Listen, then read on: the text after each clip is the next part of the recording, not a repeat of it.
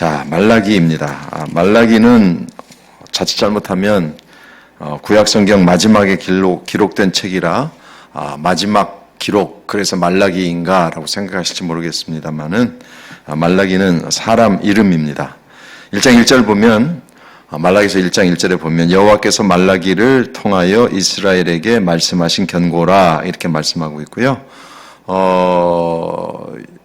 그러니까 선지자의 배경이 알려진 사람도 있지만 우리가 함께 살펴보면서 깨달은 건 뭐냐면 선지자들이 어떤 사람인지 우리가 정확하게 알지는 못한다라는 것이죠. 그래서 말라기도 사실은 어떤 사람인지 정확하게 나와 있지 않습니다. 그러나 하나님께서 그 시대에 필요해서 선택한 사람의 이름이 말라기라고 하는 사실만 우리가 알면 되겠습니다. 말라기는 이제 학개 스가랴 말라기잖아요. 이제 그 말라기가 언제 쓰여졌느냐가 논쟁이 좀 있죠. 그런데 말라기가 언제 쓰여졌는지 정확하게 알기는 어렵습니다만은 일반적으로 학개 스가랴가 이제 성전 건축을 재촉하죠. 그래서 그 당시에 수룹바벨 그리고 대제사장이었던 여호수아 함께 이스라엘 백성들이 학개와 스가랴의 말씀을 받습니다. 그래서 성전을 완성하죠. 그게 수룹바벨 성전입니다. 그리고 나서 이제 에스라와 느헤미야가 이제 다시 두 번째, 세 번째 사람들을 데리고 오는 포로에서 귀환하는 과정이 있고요. 그리고 에스라와 느헤미야 시대 이후의 사람으로 말라기를 보기 때문에 일반적으로는 학개와 스가랴가 이 예언 활동을 했던 이후 약 100년 정도쯤 지나지 않았을까 이렇게 해석을 합니다. 그러니까 학개, 스가랴, 말라기가 동시에 이렇게 쭉 나와 있지만 시간적으로 보면 꽤 오랜 시간적인 차이가 있다라고 하는 사실을 여러분들이 이해하시면 되겠고요. 그래서 오늘 이따가 말씀드리겠습니다만은 성전이 완전히 이제 완공이 된 상태에서 성전의 제사가 계속해서 드려지고 있었다라고 하는 사실을 우리가 알 수 있게 되고요. 그렇게 본다면 학개 스가랴 선지자가 결국은 첫 번째 포로에서 돌아온 사람들을 향한 메시지잖아요. 왜냐하면 수룹바벨과 그리고 약 5만 명 정도의 사람들이 돌아왔을 때에 그들이 1차 포로에서 돌아온 사람들이거든요. 그러니까 2차 돌아오고 3차 오고 이런 과정 속에서 성전이 완공되고 성벽이 다시 세워지고 하는 그 과정이 다 지난 이후에 하나님께서 세웠던 선지자가 바로 말라기이기 때문에 한 100여 년 정도 차이가 있지 않을까 이렇게 생각이 됩니다. 물론 그 말라기 다른 선지자의 말씀도 마찬가지입니다만은 이스라엘 백성들이 영적으로 타락한 것에 대한 경고 또 심판의 메시지가 말라기 안에도 들어가 있습니다. 자, 그런데 말라기에는 좀 독특한 반복이 나옵니다. 독특한 반복. 이게 이제 납니까라는 아니라 자, 1장 2절 말씀 한번 보십시오. 1장 2절 6번의 나이가가 나오는데요. 여호와께서 이르시되 내가 너희를 사랑하였노라 하나 너희는 이르기를 주께서 어떻게 우리를 사랑하셨나이까 하는도다. 하셨나이까죠. 하셨나이까 하는도다.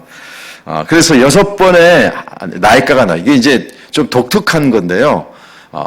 백성들 입장에서 하나님께 뭐라고 이야기하는가 하면 하나님께서 우리를 어떻게 사랑하셨습니까? 라고 묻는 질문이죠. 1장 2절에 어떻게 우리를 사랑하셨나이까 하는도다 라고 나오죠. 6절로 가보시기 바랍니다. 6절로 가보시면 내 이름을 멸시하는 제사장들아 나 만군의 여호와가 너에게 이르기를 아들은 그 아버지를 종은 그 주인을 공경하나니 내가 아버지일진데 나를 공경함이 어디 있느냐 내가 주인일진데 나를 두려워함이 어디 있느냐 하나 너희는 이르기를 우리가 어떻게 주의 이름을 멸시하였나이까 하는도다. 그래서 그 당시 이제 말라기 시대에 사람들의 마음 속에 하나님이 어떻게 우리를 사랑하셨습니까? 또 제사장들은 우리가 어떻게 주의 이름을 멸시했습니까? 라고 질문하죠. 1장 7절로 가보시면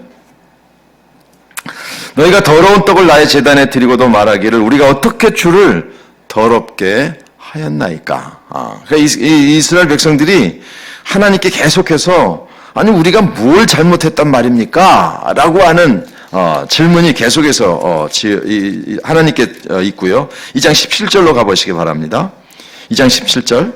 2장 17절. 너희가 말로 여호와를 괴롭게 하고도 이르기를 우리가 어떻게 여호와를 괴롭혀 드렸나이까 하는도다. 3장 8절로 가보시기 바랍니다. 사람이 어찌 하나님의 것을 도둑질하겠느냐? 그러나 너희는 나의 것을 도둑질하고도 말하기를 우리가 어떻게 주의 것을 도둑질하였나이까? 3장 13절. 여호와가 이르노라 너희가 완악한 말로 나를 대적하고도 이르기를 우리가 무슨 말로 주를 대적하였나이까 하는도다. 재미있는 표현이죠. 그러니까 이스라엘 백성들이 하나님께 아니 우리가 어떻게 하나님이 어떻게 우리를 사랑하셨단 말입니까? 우리가 뭘 잘못했단 말입니까? 라고 하는 하나님을 향한 어떻게 보면 영적으로 반항적인 질문이죠.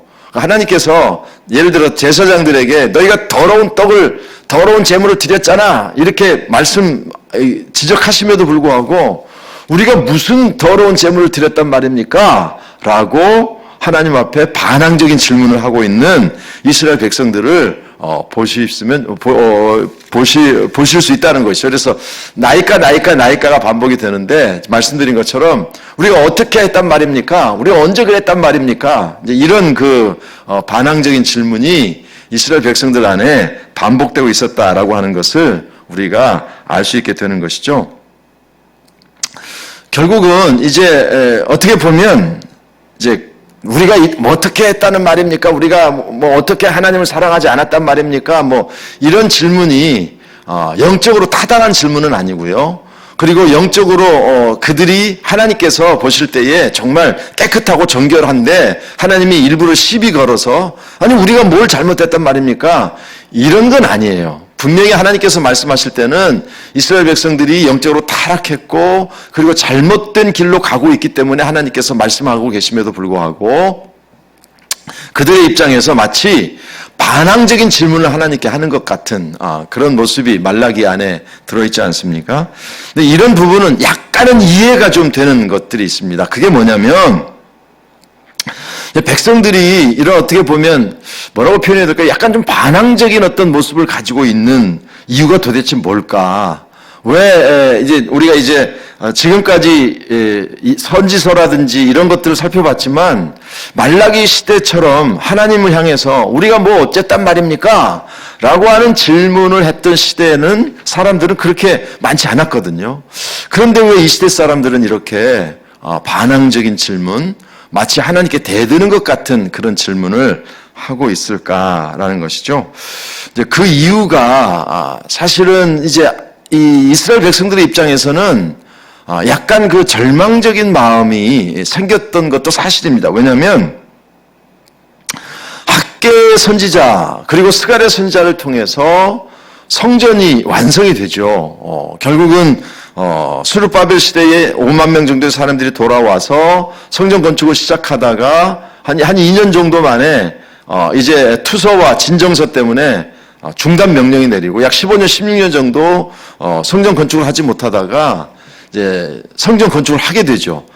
그것을 하도록 하나님께서 사용했던 사람들이 학개와 스가랴였고요. 또 학개와 스가랴뿐만 아니라 계속해서 이제 선지자들이 얘기했던 것 중에 하나가 뭐냐면 여호와의 날이 온다. 여호와의 날이 온다. 그래서 스가랴 선지자, 학개 선지자와 스가랴 선지자의 차이점 중에 하나가 학개 선지자는 성전 건축 거기에만 초점을 맞추어서 메시지를 전했던 선지자라면 스가랴 선지자는 그 성전이 완성되는 것을 통해서 하나님의 나라가 이루어진다. 하나님의 나라가 온다라고 하는 사실을 영적으로 강력하게 설명했던 선지자였죠. 그래서 이스라엘 백성들의 입장에서는 두 번째 성전이 완성되는 과정 속에서 뭔가 이스라엘 백성들, 이스라엘 사회에 뭔가 어떤 일들이 이루어질 것이라고 생각했고요. 특별히 그들이 생각했던 게 뭐냐면 하나님께서 이제 그 성전이 완공이 됐지만, 보세요. 스룹바벨 성전이 완공이 됐지만 아직도 2차 포로, 3차 포로가 돌아오는 과정 속에서 바벨론이라고 하는 나라에 의해서 지배를 당하게 되고요. 그리고 바벨론에 의해서 그 지배를 당했던 나라들이 바벨론에 의해서 지배를 당하고 있던 나라들이 이제 페르시아가 바벨론을 무너뜨리게 되면서 1차, 2차, 3차로 돌아오게 되죠. 그렇지만 여전히 다른 민족의 어떻게 해요? 지배를 받고 있었고요. 이제 그런 과정들이 반복이 되니까 이스라엘 백성들의 입장에서는 정말 하나님 이 땅에 보내시는 메시아 왕국이 이루어질 것을 소망하고 기대했던 것이죠. 그러니까 첫 번째 성전이 무너졌을 때 완전히 절망하지 않았습니까? 근데 두 번째 성전이 세워지는 게 정말 기적이었거든요.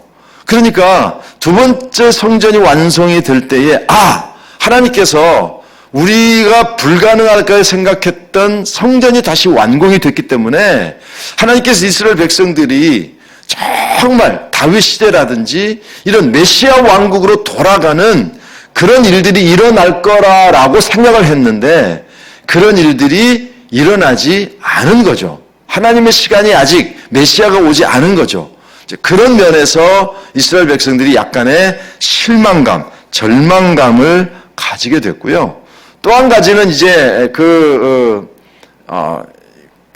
그러니까 하나님의 나라가 이스라엘 백성들에게 나타나면 영적인 메시아 왕국, 그러니까 이스라엘 백성들이 늘 그리워하던 다윗 시대 같이 정말 그 어떤 그 주도권을 가진, 그래서 주변 나라들을 제압하고 그리고 자신들의 영적인 자존감을 세울 수 있는 그런 나라들이 세워질 거라고 생각했던 그런 기대가 하나님 시간과 다르니까 이루어지지 않은 것에 대한 실망감, 또 그런 과정 속에서 이스라엘 백성들이 경제적으로 온전하게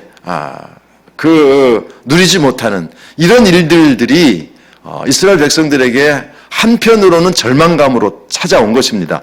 그렇다고 해서 이스라엘 백성들이 뭐 건강하게 신앙생활했다, 거룩하게 신앙생활했다, 건전하게 신앙생활했다라고 이야기하는 것이 아니라 자기네들의 생각에 아니 이렇게 돼야 되는 거 아니야? 라고 기대했는데 하나님께서 그들의 기대에 맞춰주질 않으니까 한편으로는 절망감이 찾아오고 그런 면에서 하나님께 약간 반항적인 태도를 가지고 있었다라고 여러분들이 보시면 되겠습니다. 특별히 이 그 말라기를 보면 다른 곳에서도 제사장들의 죄악을 지적하긴 했습니다만은 말라기 선지자를 보면 굉장히 제사장들에 대해서 길게 말라기 1장부터 4장 사이에서도 굉장히 제사장들을 향한 하나님의 책망이 많거든요. 1장 6절부터 2장 9절까지가 제사장들을 향한 하나님의 이제 메시지죠. 책망이죠. 그래서 제사장들이 어떻게 잘못했는지 아주 지적하고 아주 통렬하게 하나님께서 책망하십니다. 왜 제사장들을 향한 이렇게 큰 책망이 있을까? 그 이유가 뭐냐면 여러분 한번 생각해 보십시오. 2장 그 제사장들이 타락했기 때문에 2장 8절 말씀 보시면 2장 8절로 가보시면 너희는 옳은 길에서 떠나 많은 사람을 율법에 거스리게 하는도다 이렇게 말씀하고 있거든요. 이게 무슨 말인가 하면 이스라엘 백성들이 타락한 이유 중에 하나가 뭐냐면 제사장들의 타락입니다. 그러니까 제사장들이 백성들의 신앙을 붙잡고 가야 될 사람들인데 제사장들이 타락을 하니까 일반 백성들은 자연스럽게 그 타락의 모습을 닮아가게 된 것이고요. 제사장들도 저렇게 사는데 우리야 이렇게 되면서 굉장히 영적으로 타락하게 하는 일에 역할을 했던 사람들이 대제사장들입니다. 그래서 1장 6절로부터 2장 9절까지 이 긴 그 말씀을 통해서 하나님께서는 제사장들을 책망하십니다. 물론 다른 곳에서도 제사장들을 책망했지만 말라기를 통해서는 제사장들을 향해 굉장히 강력하게 책망하시거든요. 그 이유가 뭘까? 여러분, 이제 제사장은 항상 무엇을 두고 생각해야 되는가 하면 아시겠지만 성전과 연결된 존재들이 바로 제사장입니다. 그러니까 바벨론의 3차 공격에 의해서 완전히 성전이 파괴되죠. 그리고 약 70년 동안 성전의 제사를 드릴 수 없게 됩니다. 제사장이 필요 없게 된 것이죠. 왜냐하면 제사장은 제사를 드릴 수 있는 성전이 있어야 제사장이 필요한 건데 제사장들이 필요 없게 된 상황이 약 70년 이상 지속이 된 것 아닙니까? 그런 상황 가운데서 하나님께서 두 번째 성전을 허락해 주셨죠. 그러니까 제사장들의 입장에서 보면 그러니까 이스라엘 백성들이 1차, 2차, 3차 포로에서 돌아오면서 어떻게 보면 가장 큰 혜택을 받은 사람, 그 사람들이 누구냐 하면 바로 제사장들이죠. 왜냐하면 성전이 없을 때는 제사장 역할을 할 수도 없고 제사를 드릴 수 없었는데 정말 기적적인 방법으로 두 번째 성전인 수룹바벨 성전을 하나님께 세워주셨거든요. 그래서 다시 회복된 존재들이 누군가 하면 제사장 그룹들입니다. 그런데 그 제사장들은 정말 성전이 다시 세워지면서 자신들의 역할이 회복됐기 때문에 어떤 상황 가운데서도 영적으로 순수하고 거룩함을 지켜야 될 존재들이 제사장들이에요. 그런데 정말 하나님의 은혜로 그들이 제사장의 역할을 감당할 수 있는 축복을 누리게 됐음에도 불구하고 그 역사를 잊고 타락한 제사장들을 향해 하나님께서 강력하게 책망하고 계신 것이죠. 지금 유대인 사회에는 제사장 그룹이 없죠. 왜냐하면 성전이 없으니까. 제사장들은 자연스럽게 사라지게 됐고요. 그리고 그 성전이 회복되면 다시 제사장 그룹들이 회복이 되겠습니다만은 지금은 제사를 드릴 수 없는 상황이기 때문에 제사장의 역할이라고 하는 것 자체가 중단될 수밖에 없는 것이죠. 여러분 2장 6절로 가보시면 그렇게도 정말 하나님의 말씀대로 순종하고 성전이 회복됐을 때 그 감격과 감동을 가지고 일반 백성들은 타락하더라도 제사장은 정말 영적으로 순수하고 정결해야 됨에도 불구하고 영적으로 타락한 모습을 보여주는 것이죠. 그래서 2장 6절 말씀 보시면 그 입에는 진리의 법이 있었고 그 입술에는 불의함이 없었으며 그가 화평함과 정직함으로 나와 동행하며 많은 사람을 돌이켜 죄악에서 떠나게 하였느니라. 그래서 7장의 제사장의 입술은 지식을 지켜야 하겠고 사람들은 그 입에서 율법을 구하게 되어야 할 것이니 제사장은 만군의 여호와의 사자가 되었거늘 그렇게 말씀하고 있어요. 그래서 참 안타까운 상황이 이스라엘 백성들을 통해서 이제 일어나게 된 것이고요. 그런 면에서 하나님께서 아주 안타까운 강력한 하나님의 말씀을 전달하고 계신 것이죠. 자, 여러분 1장 7절 말씀 한번 보시기 바랍니다. 1장 6절에 이렇게 제사장들이 하나님 앞에 이제 화를 내죠. 1장 6절 말씀 보시면 내 이름을 멸시하는 제사장들아 나 만군의 여호와가 너에게 이르기를 아들은 그 아버지를 좋은 그 주인을 공경하나니 내가 아버지일 때 나를 공경하면 어디 있느냐 내가 주인일지 나를 두려워함이 어디 있느냐 하나 너희는 이르기를 우리가 어떻게 주의 이름을 멸시하였나이까 하는도다 이렇게 이야기해요. 그러니까 제사장들이 우리가 어떻게 하나님의 이름을 멸시했단 말입니까? 라고 이야기하니까 하나님께서 제사장들이 하나님을 멸시한 증거들을 말씀하기 시작합니다. 7절 말씀 보시면 너희가 더러운 떡을 나한테 드렸다. 이렇게 이야기하고요. 1장 13절 말씀으로 가시면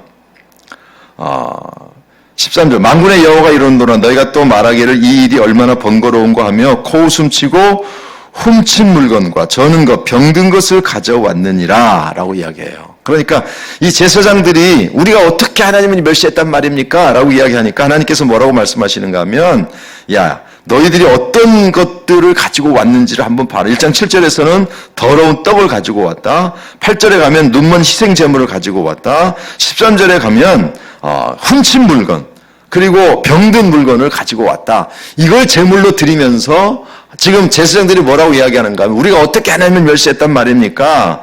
라고 이야기해요. 그랬더니 하나님께서 그들을 책망하시면서 심지어 뭐라고 말씀하시는가 하면 10절 말씀 보시면 만군의 여호와가 이르노라 너희가 내 제단 위에 헛되이 불사르지 못하게 하기 위하여 너희 중에 성전문을 닫을 자가 있었으면 좋겠다.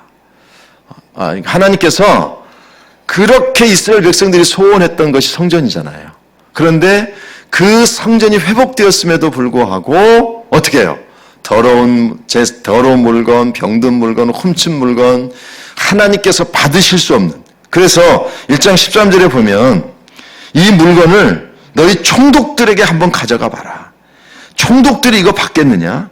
라고 이야기할 정도로 그래서 이것을 너희 손에서 이 봉헌물을 가져오니 내가 그것을 너희 손에서 받겠느냐? 이는 여호와의 말이니라 라고 이야기하면서 하나님께서 정말 가슴 아파하시면서 이스라엘 백성들을 책망하고 그리고 이 이스라엘 백성들을 향해서 강력하게 하나님의 말씀을 전하는 것을 볼 수가 있습니다. 그래서 하나님께서 오죽하면 성전 문을 닫을 자가 있었으면 좋겠다라고 이야기할 정도로 하나님께서는 안타까워하시는 것이죠. 그래서 1장 8절 끝에 보면 총독에게 드려보라.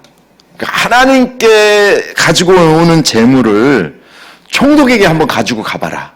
그렇게 이야기하니까 이 총독에게는 가져갈 수 없는 것이죠. 그러니까 보이는 사람에게는 좋은 것을 드리고 좋은 것을 갖다 바치면서 하나님께는 더러운 물건, 훔친 물건, 하나님께서 받으실 수 없는 것들을 드리는 이 상황을 하나님께서 보시고 성전의 문을 닫았으면 좋겠다라고 말씀하고 계신 것이죠. 참 안타까운 상황입니다. 그래서 결국은 하나님께서 기적적인 방법으로 두 번째 성전을 세워주셨지만 그 성전을 향한 열정과 기쁨은 잠시뿐이었고요. 또 다시 타락의 길로 들어서는데 그 중에 가장 그 타락의 역할을 감당했던 사람들이 바로 제사장 그룹들이었고요. 그 제사장들조차도 하나님께 우리가 어떻게 하나님을 멸시했단 말입니까? 라고 반항하고 하나님께 대들죠. 그때 하나님께서 다 가르쳐 주셔요. 너희가 드릴 물건을 총독에게 갖다 줘봐라. 총독이 받겠느냐? 총독도 받지 못할 물건을 나한테 주면 안 되지. 훔친 물건, 병든 물건, 더러운 떡 이런 것들을 나한테 제물로 드리면서도 이 영적으로 깨닫지 못하는 이 안타까운 상황을 보시면서 하나님께서는 말라기 선지자를 통해서 차라리 성전의 문을 닫았으면 좋겠다라고 말씀하셔요. 그러니까 간절히 소망했던 것이 성전이거든요. 성전이 완공되고 나서 제사를 드릴 수 있게 되니까 또 타락하는 이 안타까운 모습이 그 당시의 백성들의 모습이고요. 결국 사실은 이 모습이 우리 안에서도 발견될 수 있다는 사실을 여러분들이 보셨으면 좋겠습니다. 코로나19 때문에 성전의 제사가 중단됐을 때 사실 우리가 얼마나 많은 충격을 받았습니까? 기독교 역사에 우리 이 한국 역사에 이 전쟁 때에도 그리고 이 일제에 의해서 압제를 당할 때에도 성전 예배를 이제 교회를 폐쇄하거나 그런 상황이 있었지만 성전 예배를 드리지 못한 케이스는 없거든요. 그래서 우리가 성전 예배를 드리지 못하게 됐을 때 얼마나 우리가 충격을 받았습니까? 그래서 정말 가슴 아파했고요. 성전 예배를 드리지 못하는 것에 대해서 정말 눈물을 흘리면서 안타까워했던 그런 시가, 물론 그런 마음을 지금도 가지고 계신 분들이 많이 있습니다만은, 시간이 지나고 나니까 이제 성전에 와서 예배를 드리는 것이 오히려 좀 귀찮아지고 그리고 집안에서 예배를 드리는 것이 편해지면서 꼭 물론 이제 예배라는 것이 성전에 와서 예배를 드려야 된다는 것은 아니지만 우리가 하나님 앞에 예배 드리는 장소가 하나님께 제사 드리는 장소가 성전이었잖아요. 그 당시에. 우리가 예배를 위해서 특별하게 마련한 공간이 지금의 교회당, 예배당이거든요. 그런데 이제 코로나19가 길어지기도 하지만 그렇기 때문에 여러 가지 생각에서 성전 예배에 이제 현장에 오지 못하는 분들도 계시지만 제가 드리고 싶은 말씀은 성전에 오느냐 안 오느냐의 문제가 아니라 우리가 얼마나 그런 과정 속에서 예배를 소중하게 생각하는가라고 하는 부분에 대해서는 하나님께서 제사장들과 그 사람들 백성들을 책망하셨던 그 말씀들을 우리가 다시 한번 우리의 마음속에 생각하면서 교회 당을 예배 당을 소중하게 생각하라. 건물을 소중하게 생각하라는 것이 아니라 정말 나의 예배가 하나님께서 보실 때에 온전한 예배인가를 살펴봐야 되고요.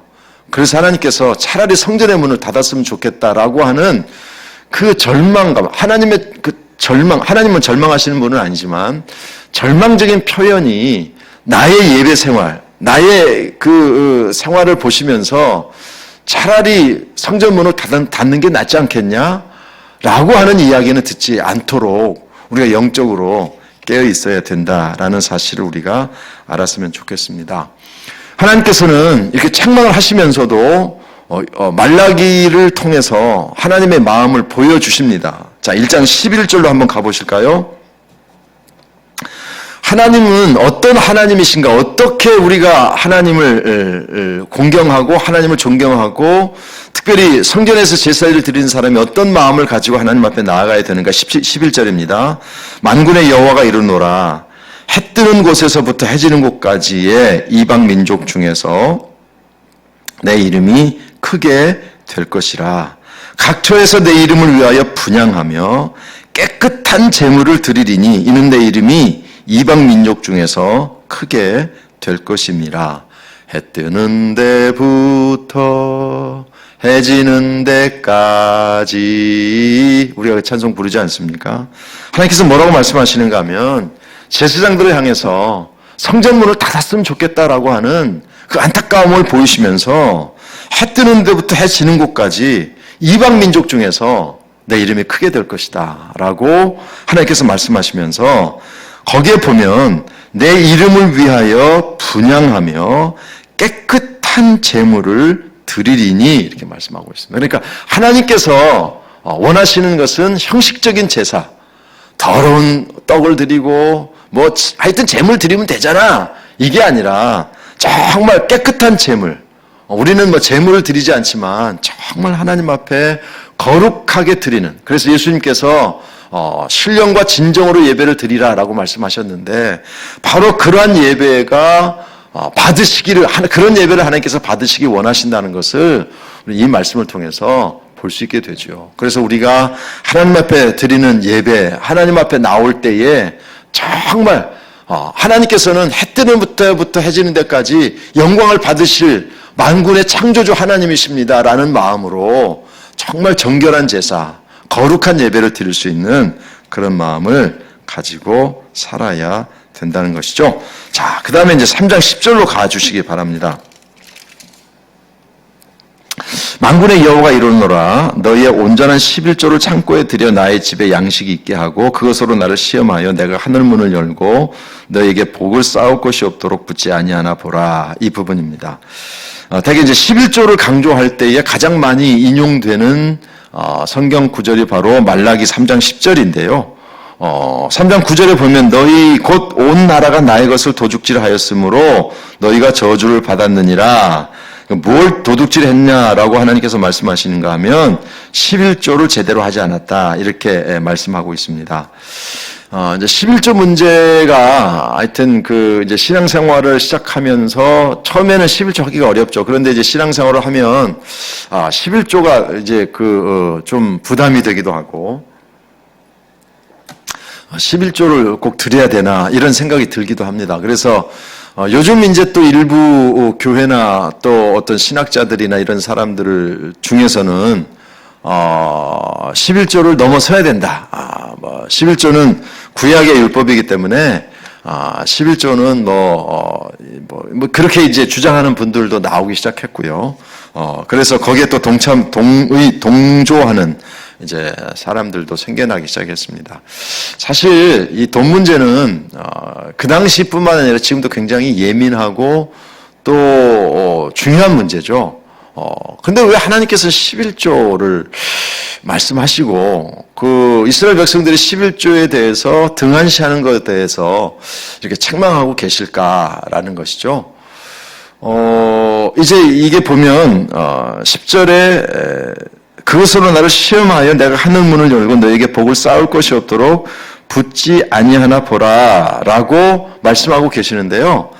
그 다음에 11절에 만군의 여호와가 이르노라 내가 너희를 위하여 메뚜기를 금하여 너희 토지 소산을 먹어 없애지 못하게 하며 너희 밭에 포도나무 열매가 기한 전에 떨어지지 않게 하리니 너희 땅이 아름다워짐으로 모든 이방인들이 너희를 복되다 하리라 이렇게 말씀하고 있거든요. 그래서 이 말씀에 보면 이스라엘 백성들이 재정적으로 문제가 있는데 이스라엘 백성들의 재정적인 문제의 출발점이 11조를 안 드렸기 때문이다. 지금 이 얘기를 하는 게 아니고요. 물질의 사용의 원리가 무너져 있는 것이죠. 그것을 하나님께서 지적하고 계신 것입니다. 예수님께서 이제 물질이 하나님이 될 수 있다라고 말씀하셨잖아요. 그래서 하나님의 사람들은 물질의 문제를 영적으로 다루지 못하면 영적으로 무너지는 출발점이 될 수 있습니다. 왜냐하면 물질을 섬기게 되니까. 그래서 이 11조 문제는 단순하게 하나님께서 11조 하면 복을 많이 주셔 이런 개념이 아니라 몇 가지 개념을 가지고 11조를 바라봐야 되는데요. 첫 번째, 자 10개 중에 하나를 하나님께 드리면 손해입니까? 이익입니까? 손해죠. 10개 중에 하나를 빼면 개인적으로 생각할 때 10개 중에 10개를 다 써야 되는데 하나를 빼고 써야 된다면 손해입니까? 아닙니까? 손해죠. 무엇을 의미하는 것이죠? 내가 하나님을 위해서라면 가장 소중한 것도 내려놓을 수 있습니다. 라고 하는 개념이 바로 11조이죠. 왜냐하면 나중에 하나님께서 축복을 하시든 이게 그걸 지금 이야기하는 것이 아니라 다른 사람은 10개 벌어서 10개를 쓰는데 나는 10개 벌어서 9개밖에 못 쓰고 하나는 빼놓아야 되니까 다른 사람과 비교했을 때에 손해보는 것입니까? 아닙니까? 손해보는 거예요. 그러니까 하나님께서 11조를 요구하셨던 여러 가지 이유 중에 하나가 뭐냐면 물질이 굉장히 우리에게 중요하잖아요. 그러니까 물질을 포기하는 거죠. 물질의 손해를 보는 거죠. 누구를 위해서요? 하나님을 위해서요. 이게 이제 11조의 굉장히 중요한 원리 중에 하나이고요. 두 번째는 하나님께서 나를 사랑하셔서 나를 구원해 주셨어요. 그러니까 하나님께서 나를 구원해 주셔서 우리의 소망은 뭐냐면 내 생명 주님께 드리리. 사실은 하나님께서 나를 영적으로 구원해 주셨기 때문에 정말 우리의 소망이 뭐냐면 헌신하는 자죠. 헌신하는 자. 주님의 뜻대로 사는 것이고요. 헌신하는 것입니다. 근데 헌신하겠다고 하면서 헌금하지 못하는 것은요. 헌신하지 못하는 사람이죠. 그래서 우리가 하나님께 나의 모든 것을 드려야 되는데 그 표시로 10개 중에 하나를 떼어서 하나님 앞에 드리는 것입니다. 그리고 이렇게 설명하죠. 하나님께 하나를 드린다라고 생각하지 말고 하나님께서 14, 9을 쓰라고 허락해 주셨다. 이렇게 이해하는 것이 11조의 굉장히 중요한 모습이 됩니다. 어쨌든 중요한 것은요. 출발점은 그거예요. 10개 중에 하나를 빼면 손해거든요. 하나님을 위해서 가장 중요한 것을 내려놓는다. 손해볼 수 있다라고 하는 영적인 결단이 바로 11조입니다. 그리고요. 그래서 그 11조를 드리면서도 살아갈 수 있는 길을 하나님께서 열어주신다라고 하는 것을 여러분들이 아셔야 되고요. 결국은 이스라엘 백성들에게 하나님께서 11조를 강조하신 것은 그들이 사용했던 재정적인 원리가 다 무너진 것입니다. 하나님께는 더러운 물건, 훔친 물건, 그리고 사람들에게 갖다 줘도 받지 않는 물건을 드려요. 그러니까 물질적으로 물질적인 그 사용에 있어서 완전히 타락한 것이죠. 그것을 강조하시면서 11조를 회복할 것을 말씀하고 계신 것입니다. 그래서 단순하게 11조냐 12조냐 이런 것이 아니라 이스라엘 백성들이 물질의 문제에 있어서 원리가 무너진 것입니다. 그것을 회복할 것을 하나님께서 강력하게 강조하신 것이라고 보시면 되겠고요. 4장 1절과 2절로 가주시기 바랍니다. 특별히 우리가 2절 말씀 보시면 내 이름을 경외하는 너희에게는 공의로운 해가 떠올라서 치료하는 광선을 비추리니 너희가 나가서 외양간에서 나온 송아지같이 뛰리라 라고 하는 것이 하나님의, 그러니까 첫 번째가 해 뜨는 곳에서부터 해 지는 데까지 정말 깨끗한 제물을 드리는 그런 그 예배자를 하나님께서 원하신다라는 것이 첫 번째 하나님의 마음이었다면 나와 물질을 비교하지 말고 하나님 중심으로 물질을 사용할 수 있는 물질의 영적인 원리가 올바로 세워지지 않으면 다른 모든, 그러니까 재물까지, 제사까지 무너질 수 있다라고 하는 사실을 하나님께서 강조하고 계시고, 그래서 우리가 물질의 원리를, 재물의 원리를 영적으로 다스리지 못하면 그것이 나의 신앙의 문제까지, 예배 문제까지 이제 문제를 일으키게 되기 때문에 영적으로 재물의 문제를 잘 다스려야, 재정적인 원리를 잘 다스려야 된다는 게 하나님께 두 번째 주시는 교훈이라면, 세 번째는 이제 우리가 특별히 질병과 관련되어서 많이 우리가 사용하는 우리가 인용하는 것 중 하나가 바로 치료하는 광선을 바라신다라고 하는 것이거든요. 하나님께서는 치료를 약속하셨기 때문에 병을 고쳐주시고 치료해 주십니다. 그런데 이 치료하는 광선은 단순하게 우리의 육체적인 질병을 치료하는 광선을 뛰어넘는 것입니다. 자, 2절을 이해하려면 4장 1절을 우리가 읽어봐야 되는데요. 만군의 여호와가 이르노라. 보라, 용광로 불같은 날이 이르리니 교만한 자와 악을 행하는 자는 다 지푸라기 같을 것이라.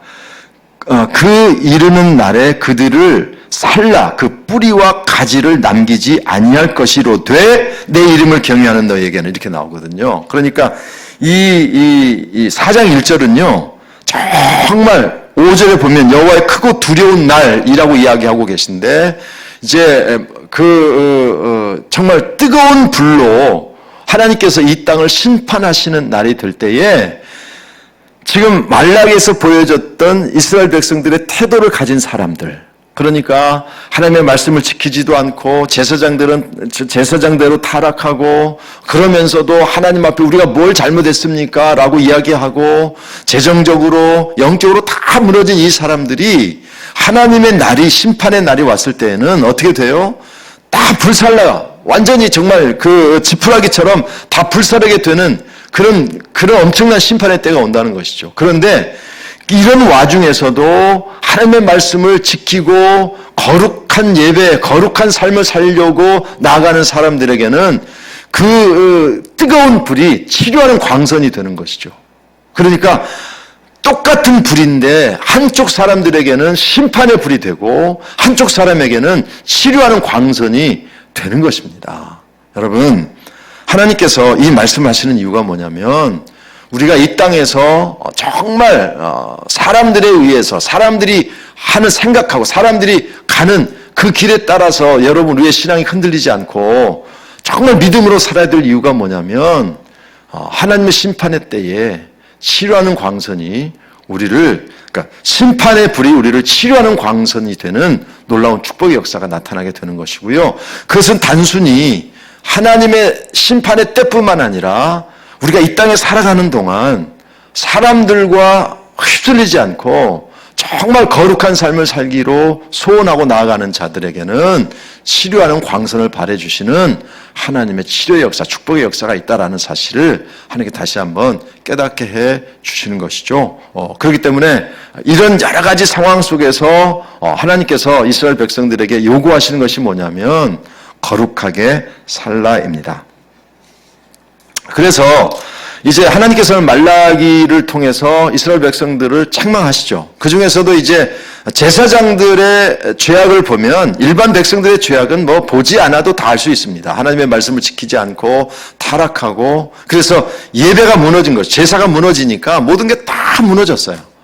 그렇기 때문에 하나님께서는 이스라엘 백성들을 이제 향해서 아주 책망할 수밖에 없는 그런 상황이 되고요. 그런 와중에서 하나님께서 원하시는 게 뭐냐? 깨끗한 제물, 즉 다시 말해서 거룩한 예배가 회복되기를 원하시는 것이고요. 또 물질의 문제를 영적으로 다스리지 못하면 결국 그 물질의 문제가 나의 영적인 삶까지 무너지게 한다라는 이 엄청난 사실을 깨우쳐 주시면서 이 시대를 살고 있는 우리들 역시 물질의 문제를 영적으로 잘 관리할 수 있어야 된다라는 것이고요. 그 다음에 하나님께서 말씀하시기를 그런 상황 속에서도 하나님의 말씀으로 하나님을 경외하는, 하나님을 두려워하고 하나님을 사랑하고 하나님의 뜻대로 살려고 하는 자에게는 하나님의 불이 치료하는 광선이 되는 기적을 일으켜 주신다라고 하는 것이 하나님의 말씀인 것이죠. 그래서 이 시대를 살고 있는 우리들도 말라기 시대와 다를 것이 하나도 없습니다. 그런 상황 속에서 거룩한 삶, 거룩한 예배자로 하나님께 나아갈 때에 우리의 삶에 하나님께서 치료하는 광선을 발해 주시는 축복을 누리게 된다라는 것이죠.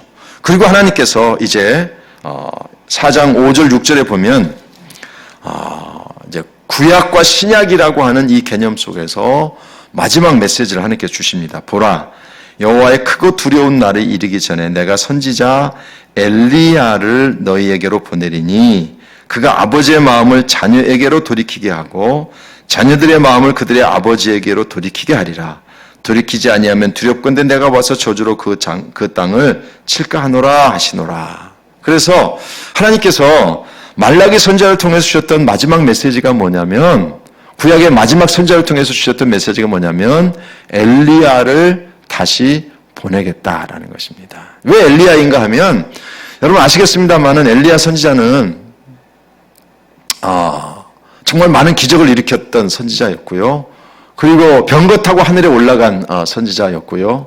그리고 가장 강력한 말씀을, 가장 강력한 그 영적인 회복 운동을 주도했던 사람이 엘리야이거든요. 그래서 이제 하나님께서 크고 두려운 날이 이르기 전에 선지자 엘리야를 내가 다시 보내겠다라고 말씀하셔요. 그래서 사실은 이제 이 말라기 4장 5절의 이 메시지 때문에 이스라엘 백성들은 메시아가 오시기 전에 엘리야가 온다. 그래서 엘리야가 도대체 누구냐에 대한 관심이 크게 되고요. 그래서 예수님께서 이 땅에 오셨을 때 사람들에게 물어보죠. 사람들이 나를 누구라 하느냐라고 이야기할 때 사람들이 엘리야라고도 합니다 라고 했던 이야기가 바로 그거예요. 그래서 예수님께서 이 땅에 오셔서 기적을 일으키시거나 이런 모습을 보면서 사람들이 이 사람이 엘리야 아니야? 라고 생각했던 것이죠. 그래서 하나님께서는 이제 구약의 마지막 선지자를 통해서 뭐라고 말씀하시는가 하면 이제 내가 엘리야를 다시 보내겠다라고 말씀하셔요. 그래서 사람들은 엘리야를 기다리게 됩니다. 그래서 이렇게 보시면 돼요. 구약이 언제 끝나는가 하면 말라기 선지자를 통해서 끝나게 되죠. 신약이 언제 시작합니까? 마태복음이 신약의 시작이 아니라 신약 시대가 시작되는 것은 누구가 오면서 시작이 되는가 하면 예수님이 오셔야지 신약이 시작이 되죠. 왜냐하면 새로운 약속으로 오신 분이 예수님이시니까. 그런데 그 새로운 약속으로 오신, 메시아로 오신, 그리스도로 오신 예수님 전에 누가 와야 되고 그렇기 때문에 엘리야가 와야 되는 것이죠. 크고 두려운 날, 메시아의 왕국이 세워지기 전에 이제 엘리야가 와야 되는데 도대체 엘리야가 누구야? 엘리야가 누구야? 이런 관심을 가졌던 것이죠. 자, 여러분 이제 마태복음 11장으로 가주시기 바랍니다. 말라기 바로 다음이 이제 마태복음이죠. 마태복음 11장으로 가주시기 바랍니다. 하나님께서 이스라엘 백성들 도대체 엘리야가 도대체 누구야? 라고 이제 궁금해하고 엘리야를 기다리던 사람들에게 마태복음 11장 2절로 가보시기 바랍니다. 요한이 옥에서 그리스도께서 하신 일을 듣고 제자들을 보내 예수께 여짜오되 오실 그이가 당신이 오니까. 마태복음 11장 2절입니다. 우리가 다른 일을 기다리오리까. 예수께서 대답하여 이르시되 너희가 가서 듣고 보는 것을 요한에게 말하되 맹인이 보며 못 걷는 사람이 걸으며 나병 환자가 깨끗함을 받으며 못 듣는 자가 들으며 죽은 자가 살아나며 가난한 자에게 복음이 전파된다 하라. 누구든지 나로 말미암아 실족하지 않는 자는 복이 있도다 하시니라. 그들이 떠나매 예수께서 무리에게 요한에 대하여 말씀하시되 너희가 무엇을 보려고 광야에 나갔더냐? 바람이 흔들리는 갈대냐? 그러면 너희가 무엇을 보려고 나갔더냐? 부드러운 옷 입은 사람이냐?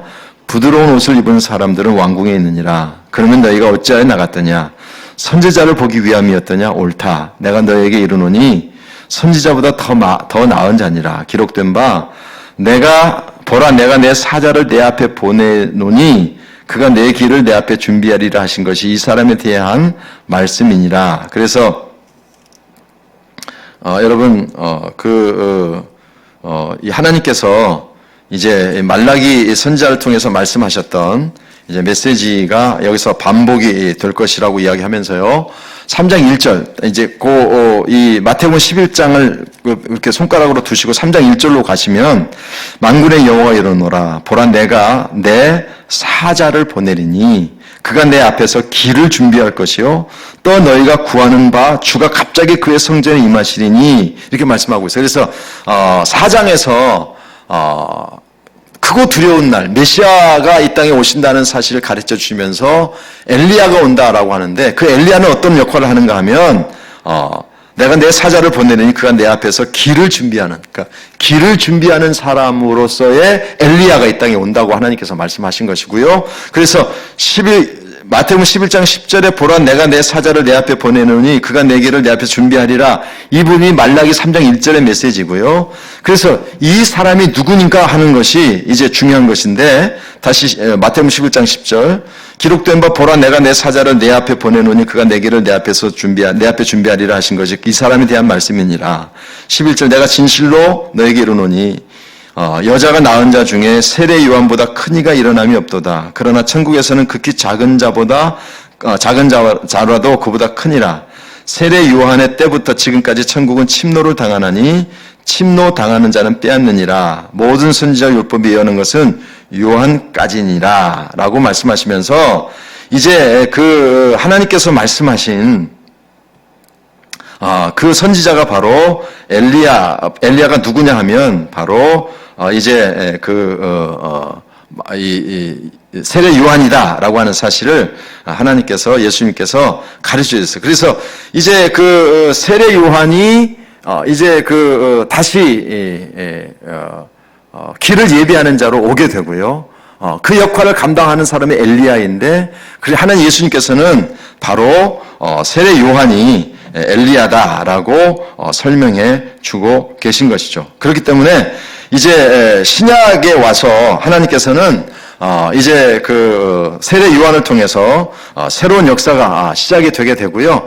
그런 상황 속에서 하나님께서는 새로운 메시아를 보낼 것을 아까 이제 말라기를 통해서 말씀하신 것이죠. 그런 면에서 우리가 구약의 마지막 선지자를 이제 말라기로 보고 그리고 신약의 시작을 이제 누구라고 생각하는가 하면 바로 세례 요한이 예수님을 이제 준비하게 되죠. 그래서 그런 면에서 하나님께서 신약의 시작은 이제 세례 요한으로부터 시작이 된다라고 보시면 되겠습니다. 자, 그런 면에서 하나님께서는 구약의 마지막 선지자로 말라기를 세우게 되고요. 말라기 선지자 이후에 약 400년의 기간 동안 구약과 신약 사이에는 이제 차이가 생겨나게 됩니다. 이제 그렇게 되고 하나님께서는 신약의 시대가 시작이 되는데 약 400년 정도의 시간 동안 구약과 그 신약 중간에 어떤 일들이 있었는지는 이제 구약 성경 말라기를 마무리하고 나서 잠시 조금 쉬었다가 다시 이제 하나님의 말씀을 공부하도록 그렇게 하겠습니다. 그런 면에서 하나님께서는 우리가 다시 한번 하나님의 말씀 앞에 올바로 섰으면 좋겠고요. 이제 하나님께서 아까 이제 우리가 마태복음 11장에서 우리 함께 보았습니다마는 11장 14절에 만일 너희가 즐겨 받을진대 오리라 한 엘리야가 곧 이 사람이니라 라고 말씀하셔서 정확하게 세례 요한이 엘리야다라고 말씀하셨고요.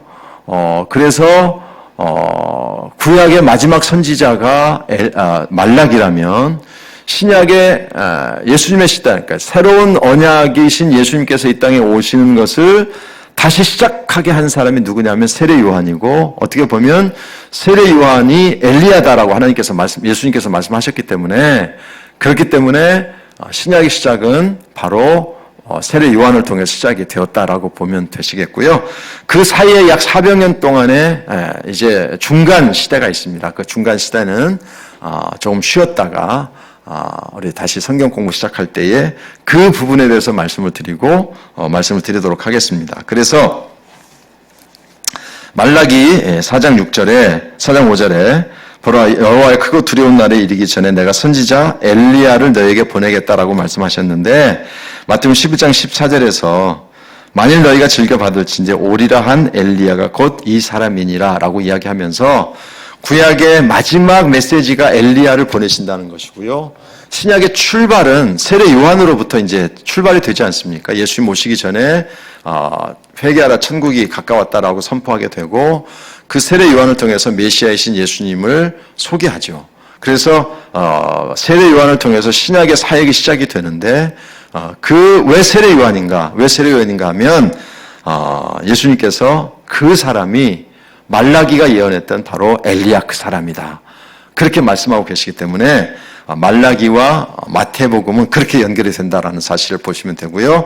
또 구약과 신약은 엘리야인 세례 요한을 통해서 연결이 된다라고 하는 사실을 여러분들이 보시면 되겠습니다.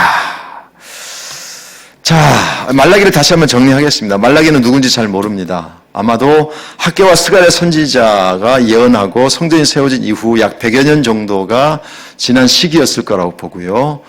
특별히 제사장들의 타락을 강력하게 지적하고 계신데, 그 당시 이스라엘 백성들은 하나님께 반항적인 질문을 하죠. 우리가 어떻게 하나님을 멸시했단 말입니까? 우리가 뭘 잘못했단 말입니까? 라고 하는 그냥 반항적인 좀 태도를 가지고 있는데, 그 이유가 수르바벨 성전이, 두 번째 성전이 세워지면서 메시아 왕국이 금방 도래할 것이라고 생각했는데 이루어지지 않은 그런 것에 대한 절망감, 이런 것들이 생기면서 조금 하나님에 대해서 여러 가지 좀 어떻게 보면 반항적인 질문이 있었습니다만은 그것은 잘못된 것이죠. 왜냐하면 메시아 왕국의 도래는 하나님께서 정하시는 것이지 우리가 생각할 때 이때쯤 돼야 되는 거 아니야? 이런 것과는 전혀 관계없는 것이죠. 그 중에서도 하나님께서 제사장들의 죄를 강력하게 책망하셨는데요. 그 이유는 뭐냐면 성전이 없어져서 제사장 역할을 할 수 없었지만 성전을 다시 세워주심으로 제사장 역할을 할 수 있게 된 이 감격을 쉽게 잃어버리게 된 것이고요. 그러다 보니까 제사장들이 무너지게 되니까 이스라엘 백성들 자체도 다 무너지고 쓰러지게 된 것입니다. 그런 면에서 하나님께서 굉장히 강력하게 책망하셨고요. 하나님께서 원하시는 것은 무엇이었습니까? 거룩한 예배가 회복되기를 원한다. 그리고 물질의 문제를 영적으로 다스리지 못하면 우리의 영적인 삶까지 무너지게 만든다. 그래서 11조의 문제를 하나님께서 거론하셨고요. 그리고 우리가 이 땅에 살아가는 동안 거룩함을 유지할 때 하나님께서 우리에게 치료하는 광선을 보내셔서 우리의 삶을 치료해 주시고 도와주신다는 말씀이셨고요. 그리고 마지막에 하나님께서는 이제는 엘리야를 내가 다시 보내겠다. 크고 두려운 날. 즉 다시 말해서 예수님께서 메시아가 다시 오시기 전에 엘리야를 다시 보내겠다라고 말씀하셨는데, 그 엘리야가 누구냐라고 하는 데 대한 관심이 많았는데 예수님께서 마태복음 11장 14절에서 세례 요한이 엘리야다라고 설명하시면서 이제 구약의 마지막 메시지가 엘리야가 다시 온다라는 메시지고요. 신약의 첫 번째 메시지가 세례 요한이 엘리야다라고 선포하시면서 구약과 신약이 이렇게 연결이 되고, 구약과 신약 중간에 약 400년 정도의 이제 선지자를 세우지 않으시는, 말라기 선지자 이후에 공식적인 선지자를 하나님께 세우지 않으시는데, 그런 면에서 세례 요한이 마지막 선지자라고 보셔도 되는 것이죠. 왜냐하면 하나님께서 엘리야를 다시 보내신다고 말씀하셨는데, 세례 요한이 예수님이 다시 오심을 준비하는 선지자 역할을 감당했기 때문에 이제 선지자로 세례 요한이 선택된 것이고요. 그래서 신약과 구약과 신약이 그렇게 연결된다라는 사실을 여러분들이 보셨으면 좋겠습니다. 이제 말라기를 마무리하면서 마지막으로 우리가 생각해야 될 게 뭐냐면, 제가 굉장히 강조했던 게 뭐냐면, 제사장이 무너지니까 백성들이 무너지고 나라가 무너졌다. 우리 크리스찬들은, 우리 대한민국의 크리스찬들은요, 대한민국의 제사장들이죠. 대한민국의 제사장들입니다. 여러분과 저는 뭐 다른 나라는 그냥 생각하지 마시고요. 대한민국이라고 하는 것에 태어나서 대한민국에서 예수 믿는 사람이 되지 않았습니까? 우리는 대한민국의 제사장들이에요. 대한민국의 제사장들인 우리가 영적으로 타락하면 나라도 무너지고, 그리고 모든 것들이 다 무너질 수밖에 없습니다.